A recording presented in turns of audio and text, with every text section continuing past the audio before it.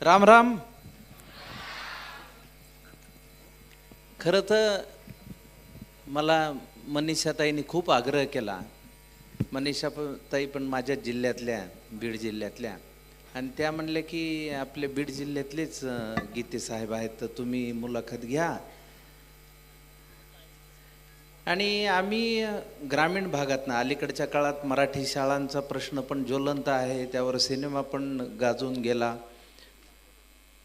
जिल्हा परिषद शाळेतनं शिकून माणूस मोठा होऊ शकतो का, तर त्याचं एक आदर्श उदाहरण आपल्या समोर बसलेलं आहे. हे सगळ्यात महत्त्वाचं. ग्रामीण भागात आम्ही शिकून पुढं आलेले, शहरात आलेले, म्हणजे भारतातून इंडियात आलेले लोक आपण. आणि आम्ही शाळेत असताना कसं असायचं, आता आमच्या काळात असं होतं की दोन पद्धतीचे विद्यार्थी, आगाऊ विद्यार्थी आणि उद्धट विद्यार्थी. तर माझ्यासारखा आगाऊ या सदरात मोडणारा विद्यार्थी म्हणजे कसं, उदाहरणासहित सांगतो. एका बागेत पेरूच्या झाडावर एक जण चढला होता पोरगा, आणि ते बागेचा मालक आला आणि ते म्हणलं, खरे पिंट्या वर काय करायला लागलास? का माझी विट्टी अडकली ती काढतोय. अरे 6 महिने झाली विट्टी तिथंच पाहायला लागलो, तवाच का नाही काढलीस? तवा पेरू कच्चे होते ना काका. अशा आगाऊ सदरात मोडणारे आम्ही विद्यार्थी. दुसरा वर्ग उद्धट विद्यार्थ्यांचा, त्याचंही उदाहरण सांगतो. एक दिवस शाळेत पोरग उशिरा येत, मास्तर, का रे भांड्या काल का नाही आलास? ते म्हणतो, का काल आलेले काय कलेक्टर झाले काय सगळे? आज का उशीर झाला तुला? माझ्या भरोश्यावर बसत जाऊ नका, तुम्ही शिकवायला सुरुवात करीत. उद्या उशिरा आला तर तुला कोंबडा करीन, काळ्या रश्श्यात करा, झणझणीत करा जरा. असे 2 गट असतात. पण एक तिसरा महत्त्वाचा गट असतो, जो हुशार विद्यार्थ्यांचा असतो, मेहनती विद्यार्थ्यांचा असतो, आणि त्यात भरतजी गीते साहेबांचा समावेश होतो. आणि हे हुशार विद्यार्थी शांतपणे शिकत शिकत शिकत देशसेवा कधी करू लागतात, हे आपल्याला अलीकडच्या काळात आपण पाहतो की रियल हिरोंचा जमाना आहे. रियल हिरोंचा तसा कमी झालेला जमाना आहे, पण समाजापुढे रियल हिरो येणं ही खूप महत्त्वाची गोष्ट आहे, असं महत्त्वाचं वाटणारा मी एक नागरिक आहे. मुलाखतकारांनी जास्त बोलायचं नसतं, ही एक जाणीव लक्षात ठेवतो, म्हणून प्रस्तावना मी मोठी केली. नाही तर म्हणले त्यांना बोलू द्यायचं ना, ज्यांची मुलाखत होती त्यांना. अशा कमेंट येत राहतात खाली. जेवढं तुम्ही हसवाल तेवढं चांगलं आहे, त्याच्यानंतर मुलाखत चांगली होईल असं मला वाटतं. हो, नाही पण मुलाखत चांगली होईलच आपली, पण विषय थोडासा अवघड आहे आणि तो थोडा मनोरंजक पद्धतीने आपल्याला मांडला पाहिजे, असं लक्षात आल्यानंतर माझी निवड मनीषाताईंनी केली असेल असं मला वाटतं. मनीषाताई, तुमची ही निवड सार्थ आहे असं मी जाहीर करून एकदा जोरदार टाळ्या होऊ द्या. बघा, आता मनीषाताईंनी आमंत्रित केलं म्हणून पहिला प्रश्न मी मनीषाताईबद्दलच विचारतो. मनीषाताईंबद्दल तुमचं काय मत आहे? सुरुवात माझ्यापासून होण्याच्या ऐवजी आयोजकांपासून होते. हां, ते पण एक वेगळंच आयाम तुम्ही याच्यामध्ये सुरू केलेला हो, आहे. आणि ती एक सावित्रीची लेख आहे जिनी धडपडीत. तुम्ही जसं इंट्रोडक्शन केलं किंवा ओळख करून दिली, तसं त्या आपल्या म्हणजे आमच्या आणि तुमच्या अशा आपल्या बीडच्या आहेत. त्यामुळे काही कामानिमित्त त्यांची माझी ओळख झाली आणि एक ऋणानुबंध संबंध वाढत गेले. मागच्या 8 फेब्रुवारीला माननीय मुख्यमंत्र्यांच्या हस्ते आमच्या सुप्याच्या प्लांटचं उद्घाटन झालं. त्यावेळी त्या तिथे आल्या होत्या. तो कार्यक्रम, तो आवाका, एक भरत गीते परळी तालुक्यातील नंदागोळसारख्या छोट्याशा खेड्यातून आलेला मुलगा एवढं मोठं काही एक विश्व तयार करू शकतो, म्हणून त्या माझ्याकडे एक निवेदन घेऊन आल्या. कारण मागच्या काही काळामध्ये 11 वर्ष झालं, आता आप्पांनीही सांगितलं माननीय खासदारांनी, 11 वर्ष झालं समाज उपयुक्त असे अनेक उपक्रम त्या घेत असतात. त्यापैकीच हा फेस ऑफ इन्स्पायरेशन हा त्यांचा उपक्रम 11 वर्ष झाला सुरू आहे. आणि त्यांनी मला एक निवेदन केलं की आपण ही आपली एक मुलाखत इथं घ्यावी आणि ती आपल्या बीडच्या भूमिपुत्राकडूनच होणार आहे. तुमचं नाव ऐकल्यानंतर मला दे धक्का आणि कायद्याचं बोला हे मी जर्मनीत पाहिलेले मूवी समोर आले. त्यामुळे अशा मुलाखतकाराकडून आपली मुलाखत करूनच घ्यायची म्हणून मी आज इथे आलो. आता एक सावित्रीच्या लेकीचाच विषय चालला आहे म्हणून एक अवघड प्रश्न आधीच विचारून टाकतो, म्हणजे नंतर मुलाखत सोपी होत जाते. लग्नाआधी आपण प्रेमात पडतो जेव्हा, तेव्हा आपल्याला प्रेयसी म्हणते ते बघ ते झाड, आणि आपल्या अंगावर रोमांच उभे राहतात.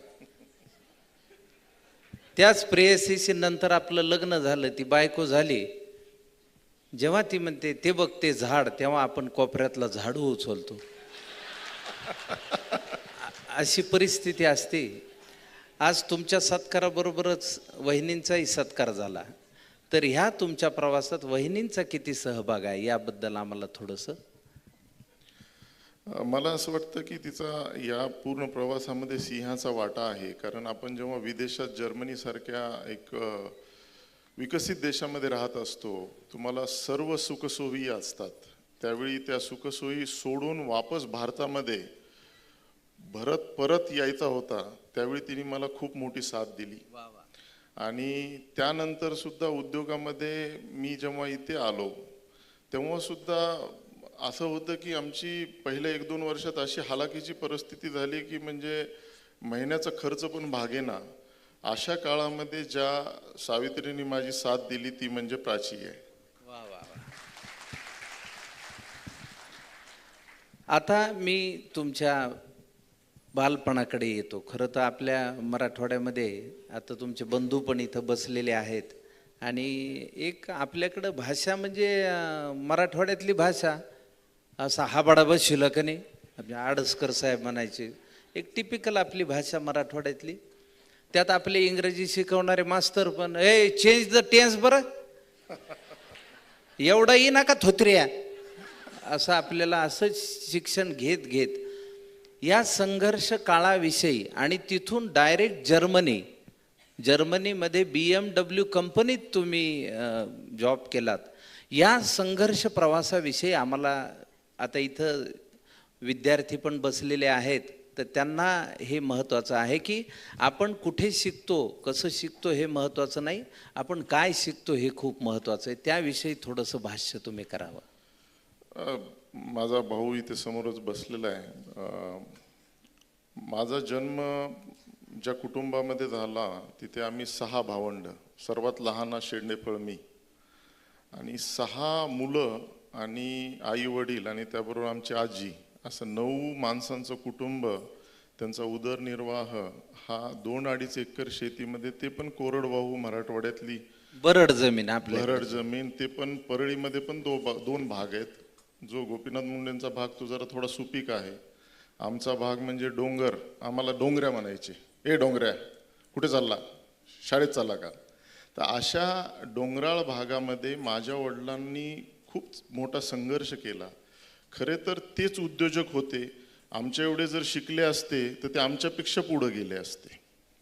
कारण आमच्या वडिलांनी सुरुवातीला एक छोटंसं किराणा दुकान, त्यानंतर शिंपी काम, मग परळीमध्ये एक छोटंसं चहा नाश्त्याचं हॉटेल, असा प्रवास करत करत आम्हाला शिकवलं. मात्र पहिल्यांदा सर्वांना काही शाळेत पाठवता येणार नाही परळीच्या, म्हणून 3 भावंडांना पाठवलं.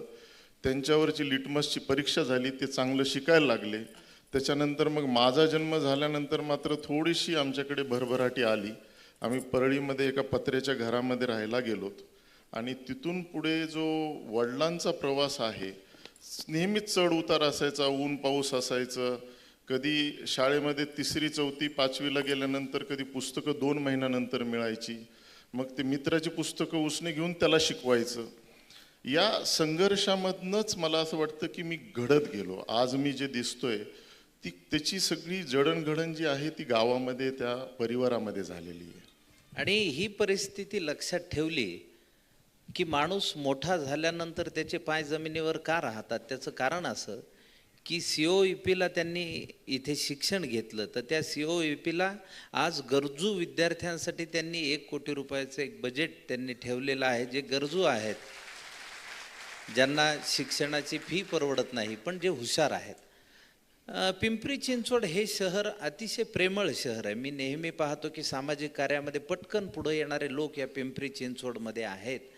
तर ही गोष्ट मुद्दाम मी जाणीवपूर्वक सांगितली, कारण जेव्हा नाम फाउंडेशनसारखं सामाजिक कार्य आम्ही सुरू केलं त्यावेळी या शहरातनं जवळपास 1 कोटी रुपये इथे आम्हाला मिळाले होते देणगी दाखल. आणि हे काम आपण जेव्हा आज तुमच्याकडनं ह्या COEPच्या विद्यार्थ्यांबद्दल मुद्दाम मी हे म्हणून घेतलं की बरेच दानशूर नागरिक पण असतात तुमच्या या फंडामध्ये, ज्यांना मदत करावीशी वाटेल ते पण पुढे येतील याची मला खात्री आहे. आता तुमच्या कंपनीचं नाव एक मला जरा इंटरेस्टिंग वाटलं, कारण नेहमी आपण बघतो की नाव काहीतरी आपल्याला ठेवायचं असतं तिथं. आता बरेच आपण चहाची दुकानं पण रस्त्यात पाहिले, त्यांचं पण इंटरेस्टिंग असतं, नाव काहीतरी असतं, फलाना बिस्ताना चहा एकदा पिऊन तर पहा वगैरे तसं असतं. तर तुमच्या कंपनीचं नाव तौरल असं आहे. तर तौरल हे कशावरून आलं, कशामुळे हे नाव पडलं, असा एक उत्सुकतेचा भाग मला वाटतो. नक्कीच. जसं आपण ज्याला सनसाईन म्हणतो, तर तौरस आणि ॲल्युमिनियम असं हे एकाचे 4 शब्द आणि ॲल्युमिनियमचे 2 शब्द घेऊन तौराल झालं.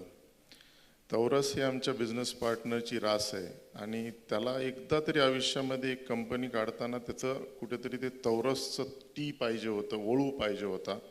आणि इंडिया हे म्हणजे भरत, असं तौराल इंडिया असं नाव ते तयार. वा वा वा, म्हणजे नावामागची जन्मकथाही खूप रंजक अशा पद्धतीची आहे. आता आपण त्या विषयाकडे आलो.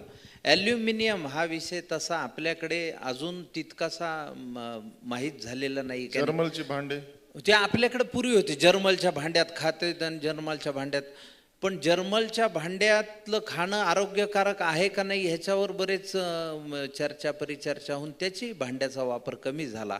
पण ह्या ॲल्युमिनियम ह्या प्रकरणामध्ये तुम्ही कसे शिरलात आणि तो कशा पद्धतीनं तुम्ही ते मोठं विश्व ॲल्युमिनियम मॅन ऑफ इंडिया असं तुम्हाला का म्हटलं जातं याविषयी जरा सांगा. असे ना मकरंदजी, ज्यावेळी मी भारत देश सोडला आणि जर्मनीला गेलो त्यावेळीच माझं ठरलं होतं की भारतासाठी काहीतरी करायचं आहे. आमचा मोठा भाऊ जो आहे कर्ता म्हणून वडिलांनंतर पुढे आला, त्याची एक इच्छा होती की तू बाहेर देशात शिकावं आणि काहीतरी प्रकल्प आणावा. मग आता त्यांनी तर तेवढी बेसिक आयडिया दिली होती, पण आता पुढचं जे काही विश्व आहे ते मला आता शिक्षणाप्रमाणे मला पण काहीतरी डोकं लावायला पाहिजे होतं. तर मी एक विचार केला की आपल्या भारतामध्ये तंत्रज्ञानामध्ये कुठे पोकळी आहे, तर ती ॲल्युमिनियममध्ये आहे. ॲल्युमिनियमचं दरडोई कन्झम्पशन वापर जो आहे तो फक्त 2.7 kg पर कॅपिटा होतं, जेव्हा की चीन आणि जर्मनीसारख्या देशामध्ये 36 किलो आहे, म्हणजे 10 पटीने जास्त आहे. ह्या ॲल्युमिनियमचा उपभोग आपण फार कमी घेतला, कारण त्याला बनवणारीच लोक नाही आहेत. भलेही प्रायमरी ॲल्युमिनियम बनवणारी लोक हिंदाल्को, बाल्को, अनिल अगरवाल ही आहेत, पण त्यानंतर त्याच्या कास्टिंगचं किंवा त्याला वितळून त्याला एक आकार देणारी लोक कमी होती. सँडमध्ये तर कुणीच नव्हतं. म्हणून या तंत्रज्ञानामध्ये आपण काम करायचं असं ठरवलं आणि आज भारतामध्ये संरक्षणमध्ये जो सारथ टँक आहे त्याचा इंजिन ब्लॉक आजपर्यंत रशियामधनं येत होता, तो तौराल इंडियाने पहिल्यांदा 2019 मध्ये बनवला. अमृत भारत ही जी रेल्वे आहे त्यातले 4 गिअर केस आजही जर्मनीवरनं येत होते. 2022 मध्ये तौराल इंडियाने पहिल्यांदा भारतात बनवले. त्याचं एक विशेष आणखी उदाहरण सांगायचं म्हटलं तर ज्या दिवशी माननीय पंतप्रधानांनी अमृत भारत या ट्रेनचा हिरवा झेंडा दाखवून अयोध्येमध्ये जेव्हा त्याचा सुरुवात केली त्या रेल्वेची, त्यावेळी भारतामध्ये तौराल इंडियानी बनवलेली 4 गिअर केस त्याच्यामध्ये दौडत होती. वा वा, हा एक मोठा संयोग होता. वा, मनापासून अभिनंदन. खरं तर मी मुद्दाम ॲल्युमिनियम या विषयाची थोडी विस्ताराने गोष्ट कळावी. सोनं म्हणलं असतं तर लगेच कळलं असतं सगळ्याला, कारण आपल्याकडे सोन्याचं काही हायगाय नाही आहे. सगळ्याच्या गळ्यात चैनी फेनी सगळं असतं. बरं, त्या खऱ्या आहेत का खोट्या आहेत हे पण असतं. ते बेंटेक्समधले बरेच उद्योजक आहेत. पण ॲल्युमिनियम हा विषय म्हणजे मुळात शब्दच म्हणायला अवघड आहे, त्या तिथपासून सुरुवात आहे. पण ह्या ॲल्युमिनियमचा उपयोग जसं आपण म्हणलं की किचनवेअरमध्ये आपण तो वापर कमी केला. जर्मनचे भांडे आता आपल्याकडे नसतेत. पण हा आता जसं तुम्ही सांगितलं की रेल्वे असेल किंवा स्पेस असेल किंवा वाहनांच्या एअर हे असेल, अशा विविध ठिकाणी त्याचा ॲल्युमिनियमचा वापर आपल्याकडे अजून कुठल्या क्षेत्रामध्ये तो वापर होतो? आता जसं एरोप्लेन असेल, कारण ॲल्युमिनियम हे स्टील सर्वांना माहीत आहे, स्टीलपेक्षा 3 तिप्पट हलकं आहे, रिसायकलेबल आहे, करोजन होत नाही, त्याला गंज लागत नाही. जर ॲल्युमिनियम तुम्ही 40 वर्ष फेकून दिलं तरी सुद्धा त्याला काही गंज लागत नाही. स्टील आता एक 10 वर्षामध्ये सडायला लागतं आणि त्याची व्हॅल्यू कमी होते. त्यामुळे ते हलकं असल्यामुळे इंधन कमी लागतं, मेंटेनन्स कमी लागतं, रुळांची घसरण कमी होते. जर तुम्ही कारमध्ये लावलं तर कारचा वेग वाढतो, कारण तेवढं कार तुमची हलकी होते. कारण आता इलॉन मस्कनी तर पूर्णपणे टेस्ला जी गाडी आहे ती पूर्णपणे ॲल्युमिनियम बनवण्याचा मानस घेतला आणि त्यांनी बनवली सुद्धा. असे संशोधन भारतात जास्तीत जास्त व्हावेत, त्यासाठी काहीतरी फुल नाही तर फुलाची पाकळी म्हणून मी सुरुवात केली.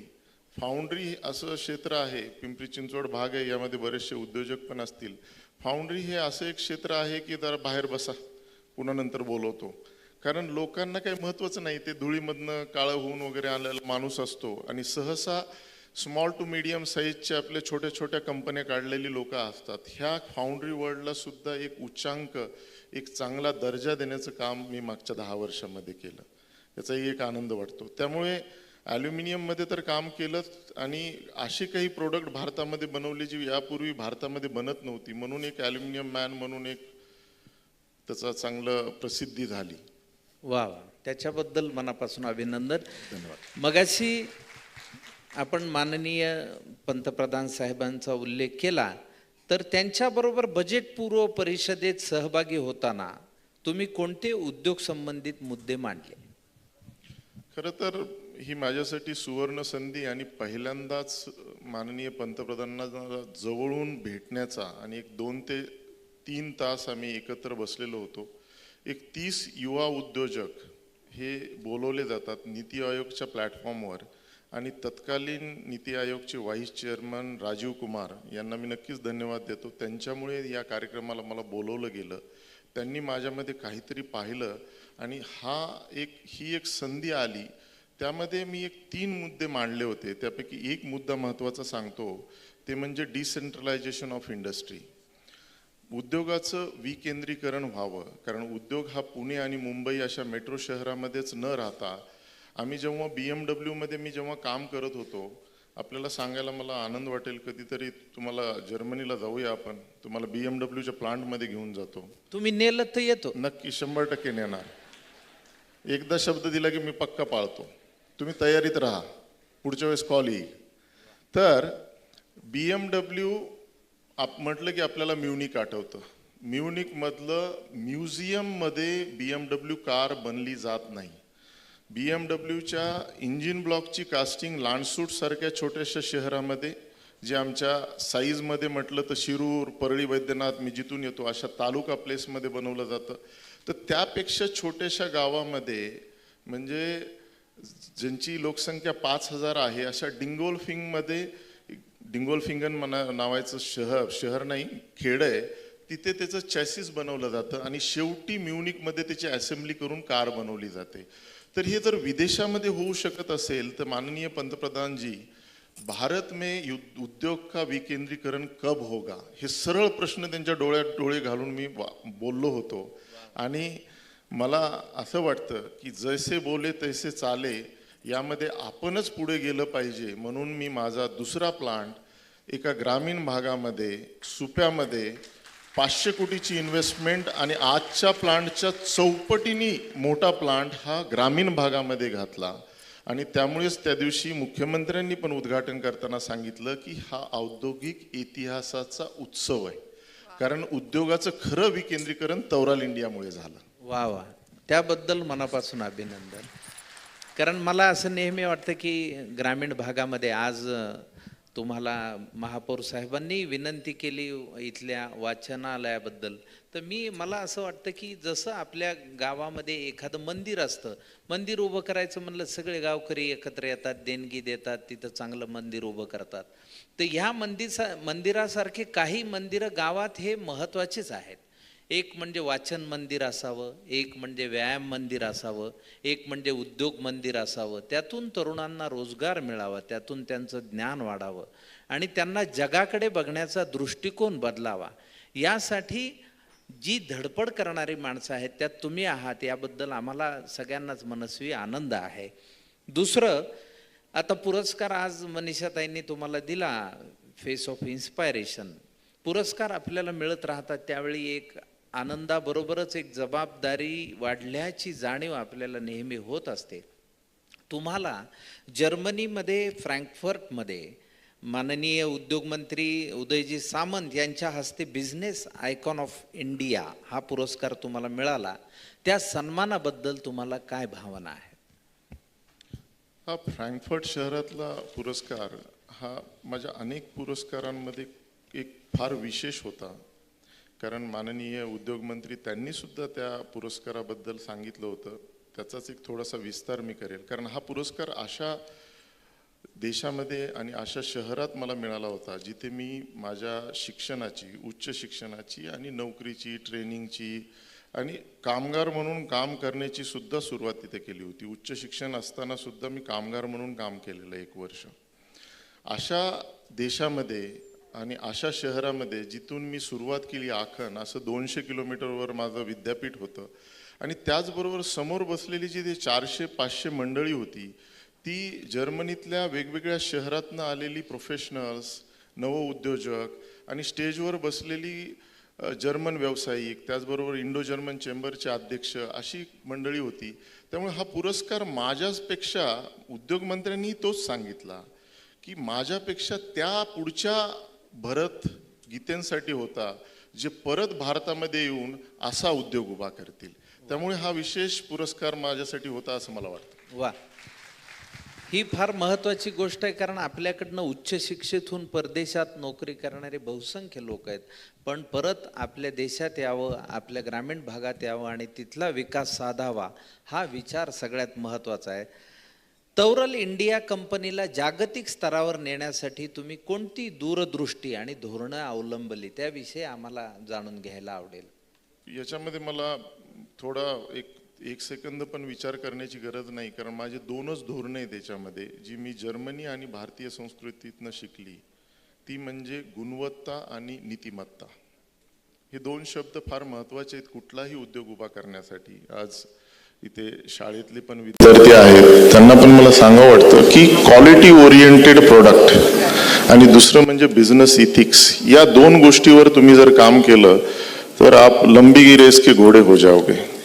अगर आप क्वालिटी पे कॉम्प्रोमाइज करोगे, आप इथिक्स पे कॉम्प्रोमाइज करोगे, तो आप थोड़ी देर तो चल पाओगे, वो भी स्पीड से चल पाओगे.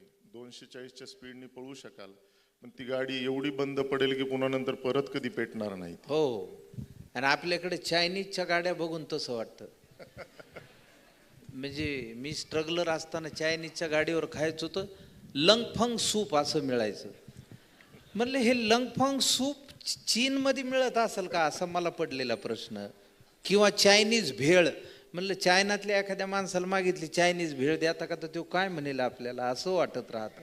पण तुम्ही हा जो मुद्दा सांगितला, क्वालिटी ही तुम्हाला मोठं बनवते आणि त्यामधलं सातत्य, त्यामधलं सतत यशस्वी राहणं, ही खूप महत्त्वाची गोष्ट आहे. आता तुम्ही मेक इन इंडियाचा भाग आहात. तुम्ही मगाशी जसं आम्हाला सांगितलं त्यावरून आमच्या लक्षात आलं. मेक इन इंडिया या मोहिमेबद्दल तुमचं काय मत आहे, तुमचं काय धोरण, तुम्ही काय विचार करता? मला बरेचशा वेळा मेक इन इंडियाबद्दल बरेचसे गैरसमज असतील, पण मी एक ठाम मताचा आहे की माननीय पंतप्रधान नरेंद्र मोदी यांनी मेक इन इंडिया ही संकल्पना फक्त संकल्पना म्हणून काढली नाही, तर भारताला पूर्णपणे स्वावलंबित करायचं आहे, याचा हा मार्ग आहे, याचा हा प्रवास आहे. तर यामध्ये बऱ्याचशा लोकांना असं वाटतं की मला काहीतरी इन्सेंटिव्ह भेटतील, मेक इन इंडिया म्हटलं की काहीतरी आपल्याला घरी बसून बँकेचे कुठले तरी सबसिडी मिळतील, पण असं काही नाही आहे. मेक इन इंडिया हे इमोशन आहे. जसं की त्यांनी मेक इन इंडिया हा शब्द वापरला, मेड इन इंडिया वापरला नाही, कारण मेड इन इंडियाचं काही प्रोडक्ट असं विदेशामध्ये गाजलंच नव्हतं त्या काळामध्ये. मेक इन इंडियापासून मला असं वाटतं आज 11 वर्ष ते 12 वर्ष झालं. तवराल इंडिया ही त्याच काळात सुरू झालेली कंपनी आहे. तर आज तुम्ही पाहिलं तर आमचे 5-6 प्रोडक्ट तर मेड इन इंडियाहून रशियाला आणि जर्मनीला जायला लागली आहे. वा वा. याचा अर्थ जी संकल्पना नरेंद्र मोदींनी काढलेली होती की भारतामधलं मेकचं पास्ट व्हावा आणि मेड व्हावा, हे काम नक्कीच झालेलं आहे. कारण त्यांच्या त्या मेक इन इंडियाच्या इनिशिएटिव्हच्या मागे अनेक बॅकग्राऊंडमध्ये स्कीम आहेत ज्या काम करत आहेत. जसं त्यांनी सांगितलेलं आहे की डिफेन्स मॅन्युफॅक्चरिंगमध्ये आपण पुढे जायचं आहे, भारतामध्येच डिफेन्स मॅन्युफॅक्चरिंग झालं पाहिजे. किंबहुना 30,000 कोटीचं आपण आता एक्सपोर्ट केलं भारताने.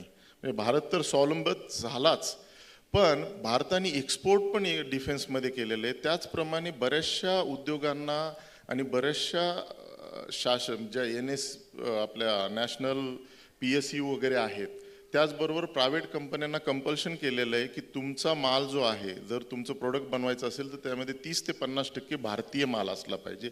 त्यामुळेच ह्या MSMEंना, त्याचमुळे छोट्या उद्योजकांना हा नकळत मदत होते या प्रकल्पात. आणि ती महत्वाची आहे, कारण छोटे छोटे उद्योजक उभे राहिले तर गावागावामध्ये एक तर रोजगार उपलब्ध होईल आणि तरुणांच्या हाताला काम मिळेल, आणि जी श्रमशक्ती गरजेची आहे समाजासाठी आणि देशाची, ती मोठ्या प्रमाणात कार्यरत होईल असा विश्वास या निमित्ताने वाटतो. महत्त्वाचं, COEP टेक्नॉलॉजिकल युनिव्हर्सिटीच्या बोर्ड ऑफ गव्हर्नन्सवर काम करताना तुम्हाला कोणते महत्त्वाचे अनुभव आले? COEP college of engineering Pune म्हटलं की माझ्या पुढे फक्त एकच आध्यात्मिक स्थळ असं मला वाटतं. कारण जेव्हाही आम्ही त्या भूमीवर, त्या जमिनीवर जातो, तेव्हा एक अंगामध्ये एक वेगळीच एनर्जी, एक उत्स्फूर्तता येते.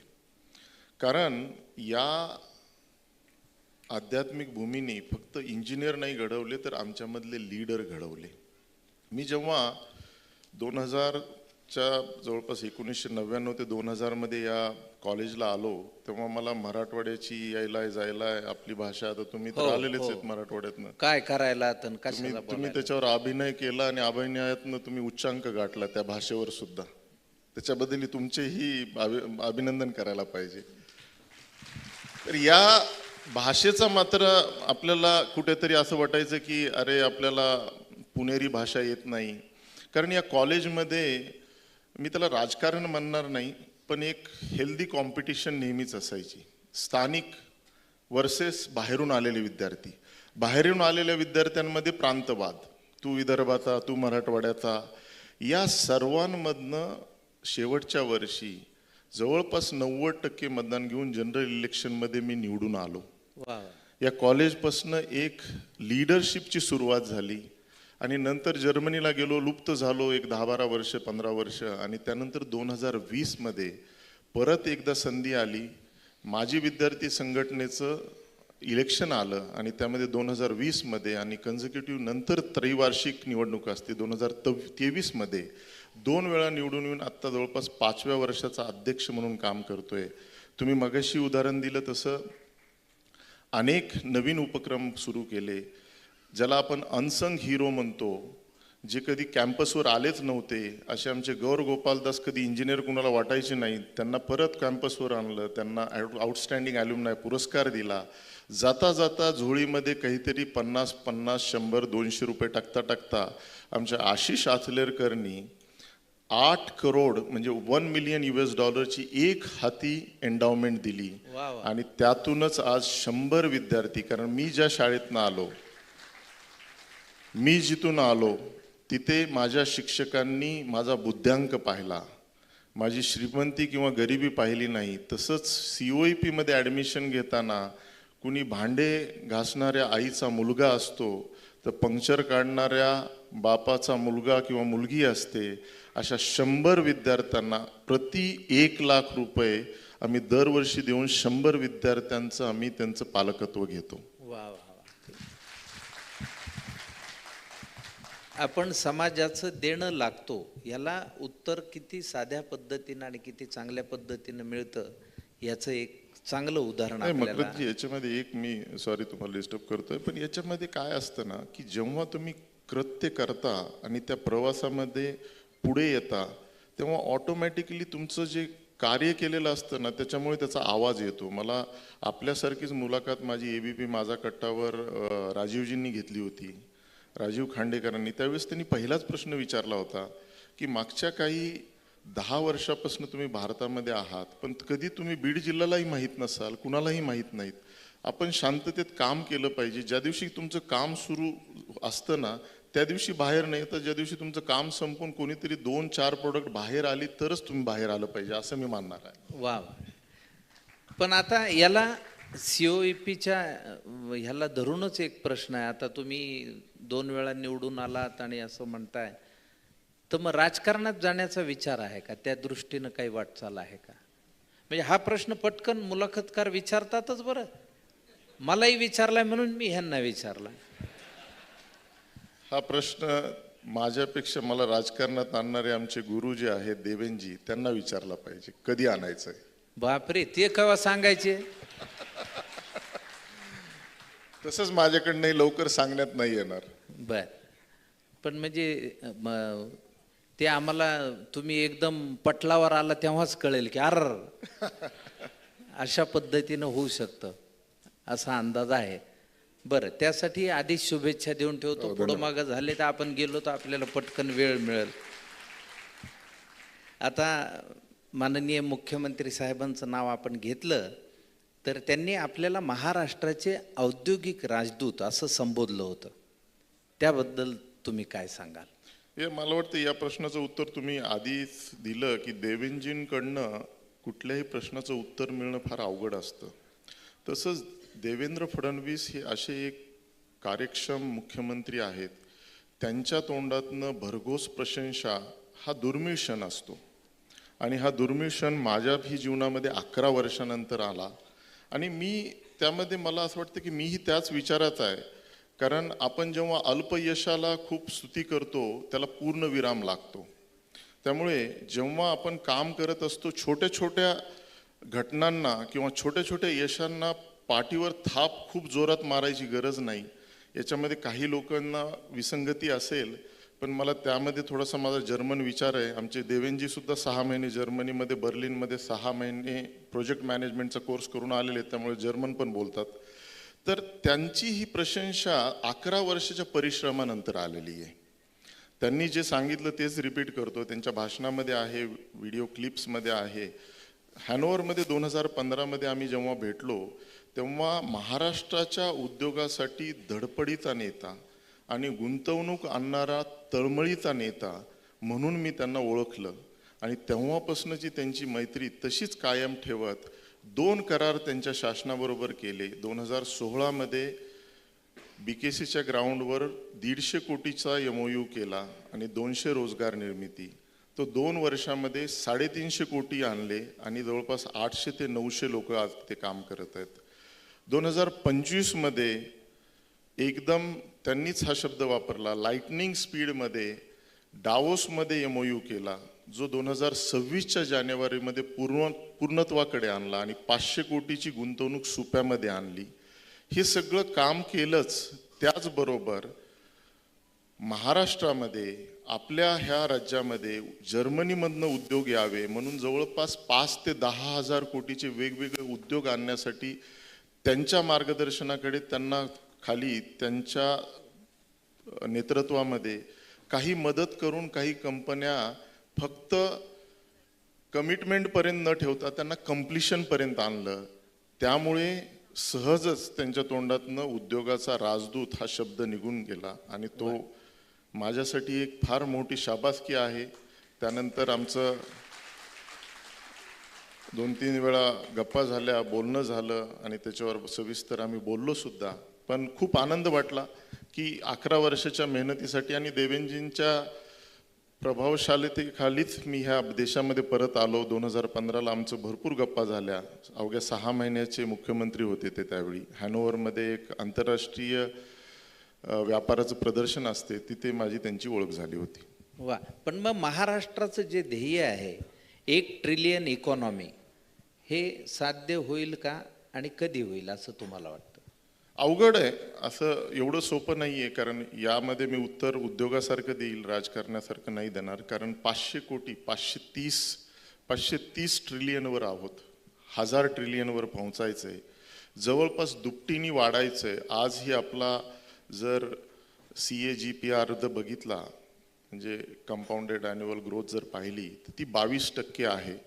ही ग्रोथ जी आहे ती 40% आली तरच 2030 पर्यंत आपण 1 ट्रिलियनमध्ये येऊ, नाहीतर आपल्याला 2035 वगैरे तरी बघावे लागतील. इन्फ्रास्ट्रक्चर आणि ह्या सगळ्या गोष्टी ते करतच आहेत. त्यामुळे उद्योग आणखी जास्त वेगाने जर भारतात आले आणि ओघांनी महाराष्ट्रात आले तर हे नक्की होऊ शकेल.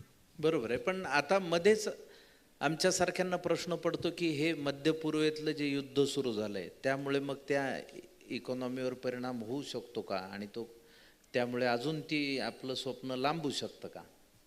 नक्कीच होऊ शकतो. कसं आहे, आज जग जे आहे ना, लवकर न उलगडणारा प्रश्न झालेला आहे. जगाचे जे काही पूर्णपणे सूत्र हालतायत त्यामध्ये काही सांगता येत नाही कधी कुठे काय होईल. पण आज तरी नक्कीच मिडल ईस्टच्या युद्धाचा उद्योगावर परिणाम होतोय. पण चायनाचा कोविडचा परिणाम कसा झाला तर तो पॉझिटिव्ह झाला. लॉंग टर्ममध्ये तो कसा राज्यकर्ते आपले फिरवतील त्यावर हे अवलंबून आहे. कारण कोविड नंतर चायना +1 पॉलिसी आली आणि त्यामुळे भारताचं मॅन्युफॅक्चरिंग सेक्टर मात्र बूममध्ये आलं. आणि मला असं वाटतं आमच्या कंपनीलाही त्याचा चांगला फायदा झाला. म्हणजे संकटामध्ये संधी शोधून आणि प्रयत्नांमध्ये सातत्य ठेवून आपण यशस्वी होऊ शकतो असं म्हणता येऊ शकतं. वा, एक अजून प्रश्न, महाराष्ट्रातील इन्फ्रास्ट्रक्चर आणि इंडस्ट्री डेव्हलपमेंटमध्ये माननीय देवेंद्रजी फडणवीस यांच्या नेतृत्वाबद्दल तुम्हाला काय वाटतं? अतिउत्तम नेतृत्व आहे असं मला वाटतं. कारण पुढच्या 10 ते 15 वर्षामध्ये इन्फ्रास्ट्रक्चरमध्ये कुठेही उणीव राहणार नाही असंच मला त्यांच्या नेतृत्वातनं दिसतं. कारण ज्या स्पीडनी ते सध्या रोड, शक्तीपीठ असेल, समृद्धी महामार्ग असेल, विमानतळ असतील, रेल्वे स्टेशन असतील, ही जर वाढली तर नक्कीच उद्योगाला पण चाल मिळेल आणि आपण उद्योगाचं विकेंद्रीकरण जे म्हटलं ते खेड्यापर्यंत उद्योग पोहोचेल. वा, म्हणजे एका अवघड विषयाला आपण सोप्या पद्धतीनं आज समजून घेण्याचा प्रयत्न करतो आहोत. मनीषाताईंनी ही जबाबदारी दिली, पण मी एक प्रेक्षकांना, ऐकणाऱ्या श्रोत्यांना विचारू इच्छितो की तुम्हाला काही प्रश्न पडला असेल का? एखाद्याला काही प्रश्न विचारायचा असेल गीते साहेबांना तर तुम्ही विचारू शकता. कुणाला आहे का प्रश्न असा? हां, विचारा. त्यांना माईक लागेल. ती पिंपरी चिंचवडची आहेत सजग नागरिक. ते म्हणले आधी माईक द्या मग विचारतो. कुणी आहे का आपल्याकडे स्वयंसेवक किंवा असं? आमच्याकडनंच घेऊन जायचं. ह्यांनी तर मानच केली यांचाच घ्या म्हणून. बरं, नाही तुम्ही उत्तर तुम्ही देणार आहेत म्हणून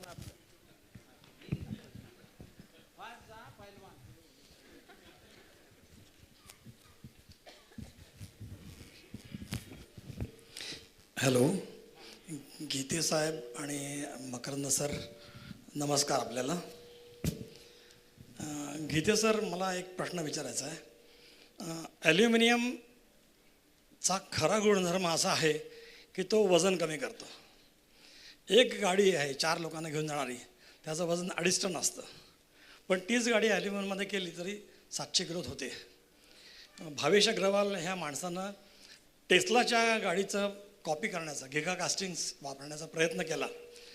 त्या प्रकल्पात मी पण बऱ्यापैकी काम केलेलं आहे. कदाचित माझी काही मदत झाली तर मी तुम्हाला कॉन्टॅक्ट करेन. पण भारतामध्ये सगळ्यात जास्त टर्नओव्हर आहे ऑटोमोबाईल क्षेत्रामध्ये.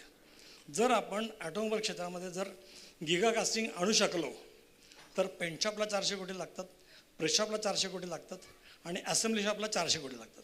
म्हणजे एक गाडी साधारण 1000 गाड्या बनवायच्या म्हटलं तर 1200 कोटीची इन्व्हेस्टमेंट लागते. हेच गिगा कास्टिंग जर केलं तर पेंट शॉप लागत नाही, असेंब्ली शॉप लागत नाही. मशिनिंग केलं तर ते होऊ शकतं. तर हा झाला एक भाग ऑटोमोबाईल.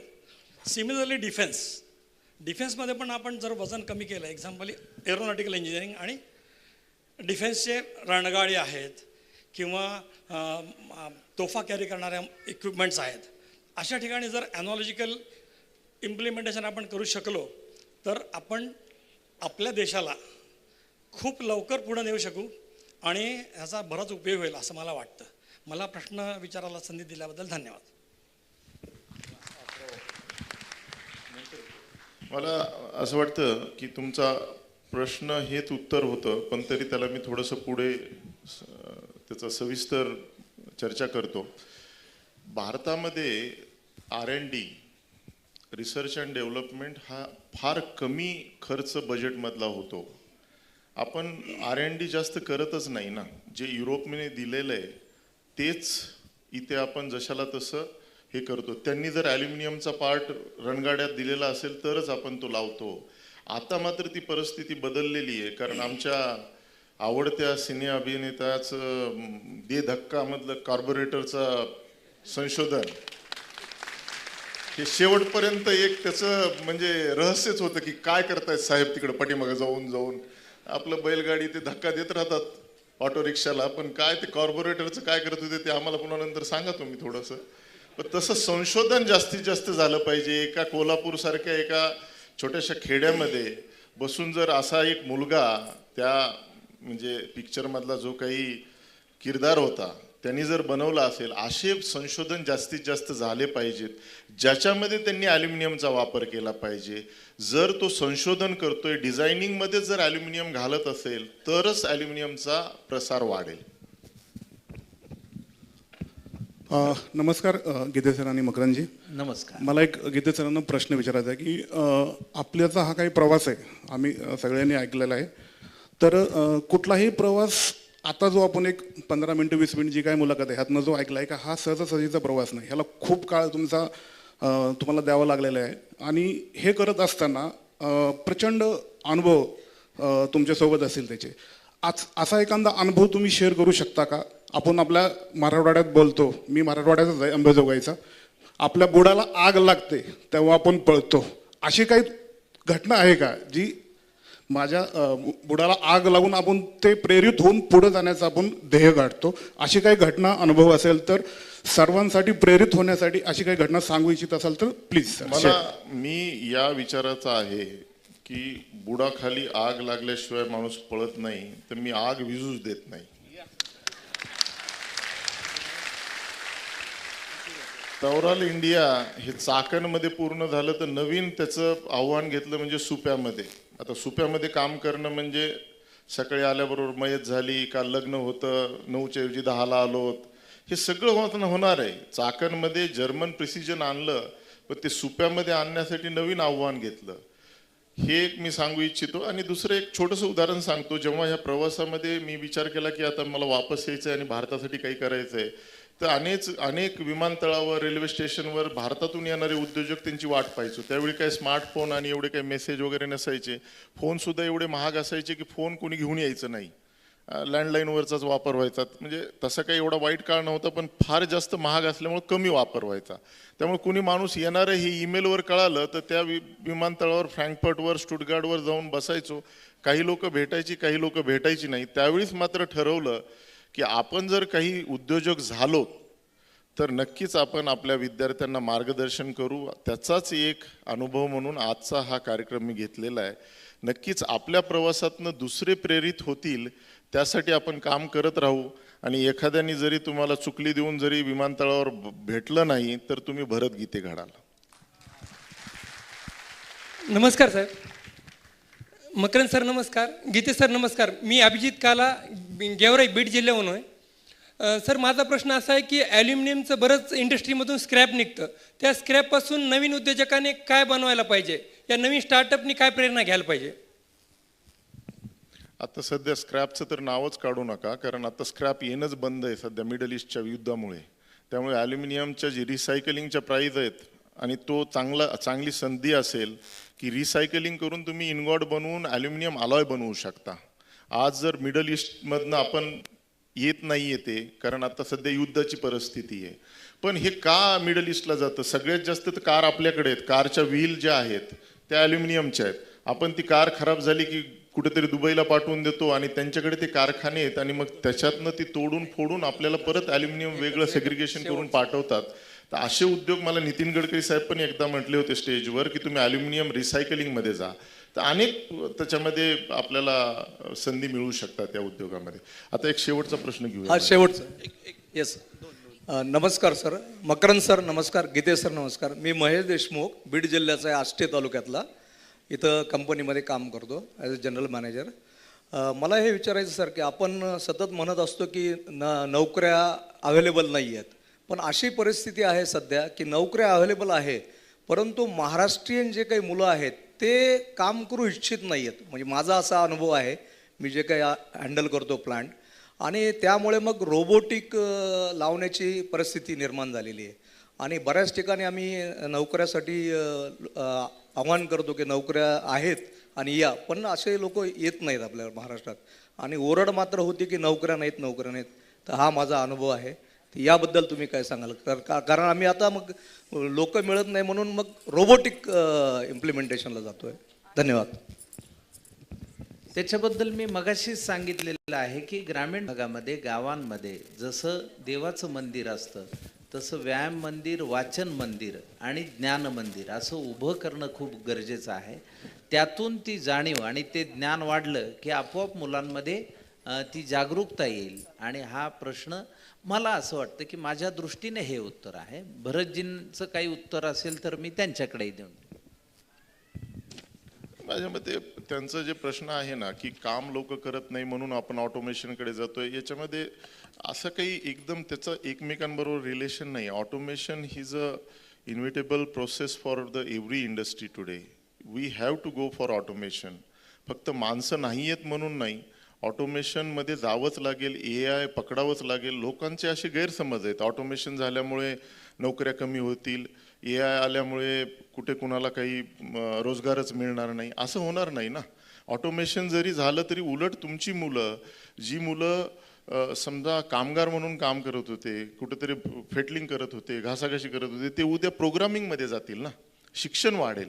आणि हा प्रश्न फार महत्त्वाचा आहे, कारण देशाला जर खरंच 5 ट्रिलियन आणि महासत्ता बनायचा असेल तर आपल्याकडे स्किलिंग अँड ट्रेनिंग ह्या विषयावर फार भर द्यावा लागेल. फक्त IIT नाही बनवता ITI वर पण लक्ष द्यावं लागेल, तरच भारत घडेल. हां, आणि म्हणूनच मी ते ज्ञान मंदिर असा उल्लेख केला की स्किल सेंटर जर प्रत्येक ग्रामीण भागात उभं राहिलं तर त्यातून मुलं तयार होतील, असा एक आशावाद मी कलावंत म्हणून मानतो. बरं, एक महत्त्वाचा प्रश्न, राज्यसभा निवडणुकीपूर्वी समाज माध्यमांमध्ये चर्चा होती की राज्यसभेसाठी परळी आणि महाराष्ट्रातून देवेंद्रजींचे एक उद्योजक मित्र म्हणून कोणाला तरी संधी मिळेल. त्यामध्ये तुमचं नाव अग्रक्रमाने घेतलं जात होतं. तर तुमची वाटचाल त्या दृष्टीने आहे का? पहिले तर हा प्रश्न कुठून आला मला माहित नाही, पण मला मनीषाताईंनी दिलाय मला, माझ्या हातात कागद आहे. मला तर असा काही फोन आला नव्हता. हां. पण एवढं सांगेल की नक्कीच जे त्यांनी प्रश्न दिला आहे त्या माध्यमामध्ये काम करतायत, आघाडीमध्ये पिंपरी चिंचवडमध्ये त्यांचं काम आहे इथे. हा विषय कुठेतरी असा कुजबुजलेला होता, त्यामुळे कुठेतरी याची चर्चा होती. पण मी असा एक व्यक्ती आहे की आपण सरळ आपल्या मार्गावर काम करत राहणं गरजेचं आहे. पुढच्या काही काळामध्ये उद्योगाला धोरणात्मक पॉलिसी मेकिंग असेल, त्याचबरोबर 1 ट्रिलियन इकॉनॉमीचा रोडमॅप असेल, हे बनवण्यासाठी देवेंजींकडे भरपूर काम आहेत आणि त्याच्यामध्ये मला अनेक संधी ते देत आहेत. ते काम करत राहणं गरजेचं आहे. आत्ता सध्या तरी फॅक्टरी हेच माझं पार्लमेंट आणि संसद आहे असं मी समजतो. हां, हा प्रश्न मनीषाताई पत्रकार असल्यामुळे ती कुजबूज त्यांच्यापर्यंत जात असेल. पत्रकारांना बऱ्याच गोष्टी माहीत असतात म्हणून त्यांनी कदाचित तो दीर्घ असा मांडून दिलेला असेल. पण एक आता जाता जाता प्रश्न असा विचारतो, आजच्या तरुण पिढीला, विशेषतः उद्योजक होऊ इच्छिणाऱ्यांना तुम्ही कोणता महत्त्वाचा सल्ला द्याल? तसं आपण बोलता बोलता अनेक सल्ले दिले, पण शेवटचा एक सल्ला असा देईल की स्वप्न मोठी पहा, पण जमिनीवर पाय ठेवा. कारण आजपर्यंतच्या इतिहासामध्ये जेही इतिहासकार आणि लिजेंड बनले गेले, त्यांनी स्वप्न मोठी बनण्यासाठी किंवा साकारण्यासाठी जी जिद्द, चिकाटी आणि समर्पण दिलेलं आहे, त्याकडे लक्ष देणं गरजेचं आहे. आपण स्वप्न मोठी बघावीत, पण त्याबरोबर तेवढंच कष्टही करणं गरजेचं आहे आणि त्याचा मार्ग शोधणंही गरजेचं आहे. तो मार्ग तुम्हाला शोधायचा आहे असं मला वाटतं. वा, या अतिशय महत्वाच्या नोटवर आपण हा मुलाखतीचा कार्यक्रम मी आवडता एक सेकंद घेऊ का तुमचा? हो अगदी. आता तुमचा दे धक्का वगैरे एवढं मी बारकाईने बघितलेला मूवी आहे, तर तुमच्या एखाद्या सिनेमामधला एखादा चांगला डायलॉग आम्हाला आता तुम्ही ऐकवावा असं मला वाटतं. नाही, ही काय होतंय आता, हा अडचणीचा प्रश्न असतो गीते साहेब, लक्षात ठेवा. मी नेहमी असं डायलॉग म्हणा असा आग्रह केला की एक तर ते आपण इतकं काहीतरी एखादा किस्सा सांगा. दे धक्का आम्ही एवढं सांगितलं तर त्याच्याबद्दल तरी. दे धक्कामध्ये एकदा असं होतं की ती जो आमचं टमटम होती ती सिद्धार्थ हायवेला चालवत होता सिद्धार्थ, आणि आम्ही कुटुंब बसलेलो असतो बाजूला, आणि तो हायवे मुंबई बेंगलोर हायवेवर ते चित्रीकरण चाललं होतं, आणि आम्ही आपलं हसत खेळत चित्रीकरण करणारे लोक. तर ती चाललं आणि उतार आला, आणि उतारावर सिद्धार्थच्या लक्षात आलं ह्याचा ब्रेकच लागत नाहीये. ते खरोखरचा किस्सा आहे. खरोखरचा किस्सा आहे. ब्रेकच लागत नाही म्हणल्यानंतर तो आधी म्हणला अरे ह्याचा ब्रेकच लागत नाहीये. मग माझ्या लक्षात गांभीर्य आलं, अरे म्हणला हा हायवे आहे, आपल्याला पूर्ण पिक्चर दाखवला पाहिजे ना प्रेक्षकांना, आधीच कस काय. आणि टमटमवाला जो होता तो असा मागा आमच्या झोपलेला होता त्या ह्याच्यात. त्याला मी म्हणला अरे खरे ब्रेक लागत नाही टमटमचा. तो म्हणला शूटिंगमुळं मला गॅरेजला नेताच ही ना म्हणला टमटम, ब्रेक पॅड फेल झालंय. अरे म्हणलं आता काय करायचं, आता कशी थांबवायची गाडी. काही नाही म्हणला, थोडंसं पुढच्या पेट्रोल पंपावर घ्या म्हणला, तिथं बांधकाम चालू आहे, वाळूचा ढीग आहे त्याच्यात थांबवा म्हणला. आणि सिद्धार्थनी त्या पंपावर गाडी घेतली आणि त्या वाळूच्या ढिगावर थांबवली, आणि आम्हा सगळ्यांना खऱ्या अर्थाने घाम आला होता, मेकअप मननी दिलेला नव्हता. आणि म्हणलो अरे बाप. तर दे धक्का असाही आम्हाला अनुभवाला आला होता. त्याचं तुम्ही चित्रीकरणही केलं नंतर, तो किस्सा पण आहे त्याच्यामध्ये, ब्रेक फेल होतं वगैरे. हो, मग त्यातून ते सुचत जातं आणि काही काही. आणि डायलॉग बद्दल माझं नेहमी असं मत असतं की रस्त्याने आपल्याला जर डॉक्टर भेटले एखादे, तर आपण त्यांना म्हणतो का लगेच पॅन्ट खालून द्या बरं इंजेक्शन एक डॉक्टर साहेब. म्हणून मी सोपं काम केलं तुमचं, किस्सा सांगा म्हटलं. म्हणून मी आता किस्साही सांगितला. आणि या आनंदी हसत खेळत नोटवर ग्रामीण भागातून, म्हणजे ह्या मुलाखतीचं तात्पर्य एवढंच होतं की ग्रामीण भागातून सुद्धा एखाद्या विद्यार्थ्याने अगदी मराठी भाषेतून शिक्षण जरी घेतलेलं असेल तरी त्याची उंची आणि त्याची झेप कुठपर्यंत जाऊ शकते याचं एक उदाहरण सर्व आजच्या तरुण पिढीला कळावं यासाठी हे मुलाखतीचं आयोजन होतं. मी याबद्दल, मला ही संधी दिली त्याबद्दल मी मनीषाताईचे मनापासून आभार मानतो. आणि आता कार्यक्रम निवेदिकाताई माझ्याकडं बघतायत, तर तुम्ही आवर्जून सूत्र पुढची घ्यावीत. आणि भरतजींना मनापासून सदिच्छा, शुभेच्छा. केवळ उद्योगासाठी नाही तर समाजासाठी सुद्धा तुमचं तेवढंच मोलाचं योगदान ठरावं, आणि हे रिअल हिरो समाजासमोर जास्तीत जास्त यावेत अशा सदिच्छा आणि शुभेच्छांसहित इथे वाणीला विराम देतो. धन्यवाद. धन्यवाद मकरंद. सर्जनशील न्यूज.